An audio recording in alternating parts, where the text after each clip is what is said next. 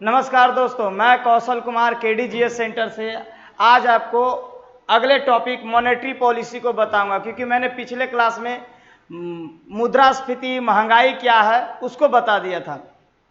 अब उसको कंट्रोल करने के भी कुछ मेजरमेंट होते हैं, कुछ उपाय होते हैं। ठीक है, उस उपाय को हम लोग समझेंगे और उसी उपाय में एक है मॉनेटरी पॉलिसी, क्योंकि उस दिन हम चर्चा किए थे कि दो प्रकार का पॉलिसी है, एक मॉनेटरी पॉलिसी है और एक फिस्कल पॉलिसी है। तो हम लोगों को विशेषकर मॉनेटरी पॉलिसी के बारे में जानते हैं।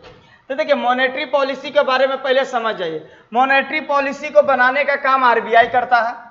कौन करता है? आरबीआई करता है। आइए, प्रत्येक 2 महीना पर इसका रिपोर्ट जारी होता है, प्रत्येक 2 महीना पर रिवाइज किया जाता है।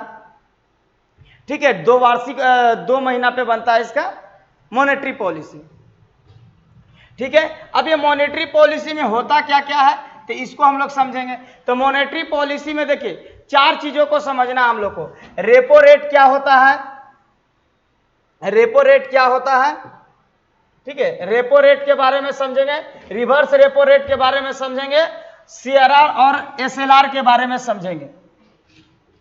ठीक है, क्योंकि देखिए रेपो रेट क्या है? वैसा रेट जिससे बैंक आरबीआई से शॉर्ट टर्म पे कर्ज लेता है, एकदम सीधा भाषा में वैसा रेट जिसपे से आरबीआई से कोई भी बैंक जो कमर्शियल बैंक है आरबीआई से कर्ज लेगा वो कहला जाएगा repo rate. Reverse repo rate क्या होता है? वैसा रेट जिससे आरबीआई किसी बैंक से कर्जा ले, उल्टा हो जाता है। ठीक है, जैसे इस पिक्चर के माध्यम से हम लोग समझ सकते हैं। जैसे आरबीआई किसी को दे रहा है कर्ज तो ये रेपो रेट है, आरबीआई ले रहा है उससे उल्टा तो रिवर्स रेपो रेट है। और देखिए, अब उसके बाद सीआरआर और एसएलआर क्या होता है?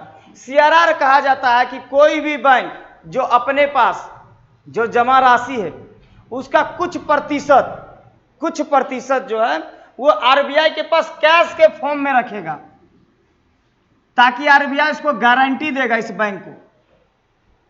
ठीक है, बैंक के रूप में इसको पहचान देगा, गारंटी देगा। ठीक है, और एसएलआर क्या है? इसमें कहा जाता है आरबीआई के द्वारा गाइडलाइन है कि अनएक्सपेक्टेड कभी ऐसा समस्या आ गया कि सब जितना भी खाता खुलवाया है एक के बार पैसा मांगने आ जाए तो क्या करना है? तो आरबीआई कहां से देगा? तो उसके लिए आरबीआई क्या किया, एक नया दर एसएलआर को कह दिया इसमें कि एसएलआर के माध्यम से दिया जाए। एसएलआर का फुल फॉर्म होता है स्टैच्यूटरी लिक्विडिटी रेशियो। अब इसमें क्या है? इसमें कह दिया है आरबीआई कि देखिए आपके पास जितना एनडीटीएल यानी नेट डिमांड टाइम लायबिलिटी, मतलब आपको कर्मचारी लोग को देने के बाद जितना पैसा बचा हुआ है, इतना समझिएगा, कर्मचारी लोगों को जो पैसा सैलरी देने के बाद जितना बचा हुआ है उसका 19% आपको हमेशा सिक्योरिटी के तौर पे रखना होगा। अब उससे क्या होगा कि अगर कोई भी आता है तो पैसा उसको तुरंत दे दीजिएगा कि नहीं दे दीजिएगा? सर तब इसका महंगाई से कैसे संबंध है? अब समझिए, अगर रेपो रेट को हम कम कर देते हैं, दाम इसका रेट घटा देते हैं, 5% कर देते हैं, 5 अभी 4% चल रहा है, 4 से 3 अगर हम लोग कर देते हैं तो क्या होगा? कॉमर्शियल बैंक ज्यादा कर्ज लेगा, और कॉमर्शियल बैंक ज्यादा कर्ज लेने के बाद क्या करेगा? ये दूसरे जो नॉर्मल पब्लिक है, कोई व्यापारी है, उन सभी को देने के लिए क्या करेगा? ज्यादा कर्ज देगा, और ज्यादा कर्ज देगा तो मार्केट में ज्यादा पैसा फ्लो करेगा। ठीक है, तो आदमी ज्यादा लेना शुरू कर देगा कर्जा और महंगाई दिन प्रतिदिन बढ़ जाएगा। फिर रिवर्स रेपो रेट क्या है? आरबीआई के कह देगा कि हम देखो 4% नहीं 3% देंगे, 4% नहीं हम 3% तुमको इंटरेस्ट देंगे, तुमको हमको कर्ज देना है तो दो। तो बैंक कहेगा तुम 3% दे रहा है, बाहर में हमको 20% दे रहा है, हम काहे ना उसी को दे, 10% दे रहा है। क्योंकि देखिए जोखिम उठाइएगा तभी तो फायदा होगा। इकोनॉमिक्स में रिस्क थ्योरी है, ठीक है, यानी जोखिम का सिद्धांत। आप जब तक रिस्क नहीं लीजिएगा तब तक आपको कहां से ज्यादा आउटपुट मिलेगा? तो वही चीज है, ये कह देगा ना हम देंगे व्यापारी लोगों को ही देंगे, तो पैसा अगर ज्यादा देने लगेगा, यहाँ रिवर्स रेपो रेट को है इसको भी कम कर दिया तो आदमी ज्यादा कर्ज, मार्केट में पैसा जाएगा, ज्यादा कर्ज लेगा वो, क्योंकि आरबीआई तो ले नहीं रहा है। अब उसके बाद सीआरआर, कैश रिजर्व रेशियो, ये तो नगद में आरबीआई कहता है सिक्योरिटी के तौर पे, आरबीआई कहता है इसको मेरे पास रखना, अपने पास नहीं, मेरे पास रखे और 1 रुपया इंटरेस्ट नहीं देंगे, हम ब्याज कुछ नहीं देंगे, रखना है एकदम तुमको कंपलसरी, नहीं तो बैंक से तुमको अनलिस्टेड कर देंगे, ब्लॉक कर देंगे एकदम। हटा देंगे। और उसके बाद आता है SLR, स्टैच्यूटरी लिक्विडिटी रेशियो। इसको कहता है बैंक, RBI कहता है देखो अपने पास तुम रखेगा तो कुछ पैसा नहीं देगा फायदा, और मेरे पास रखेगा तो तुमको हम इंटरेस्ट देंगे। तो बहुत सारा बैंक क्या करता है, अपने पास रखता है या तो RBI के पास देता है। ठीक है, अब अगर मान के चलिए SLR रेट RBI कह दिया कि 19% तक कम से कम सभी बैंक को अपने पास जितना पैसा जमा है उसका रखना होगा। अब बैंक को कह देगा सर कि अरे नहीं 19 नहीं, तुम 15% रखो। अब 4% किसी के पास पैसा बढ़ गया कि ना, वो क्या करेगा, पैसा को ये कर्जे देगा मार्केट में कर्ज देगा, पैसा ढेर बढ़ जाएगा।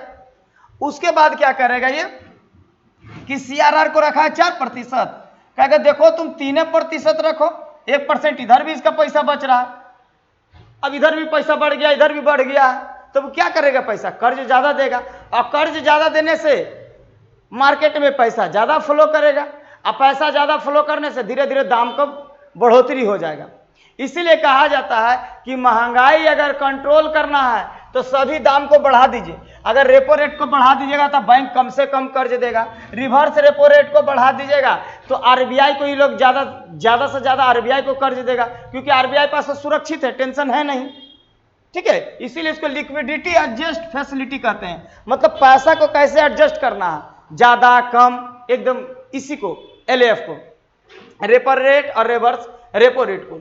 फिर SLR और CRR क्या है, अब SLR और CRR को भी बढ़ा देता है आदमी, तो बढ़ा देगा तो बैंक के पास ज्यादा पैसा रखना होगा, इससे कम कर्ज देगा। तो याद रखिएगा जब हमको महंगाई होता है तो सभी रेट को बढ़ा देते हैं ताकि कम से कम पैसा ले, अब मंदी होता है, डिफ्लेशन की स्थिति होता है तो सभी रेट को घटा देते हैं कि ज्यादा से ज्यादा कर्ज आदमी लोग को दे बैंक।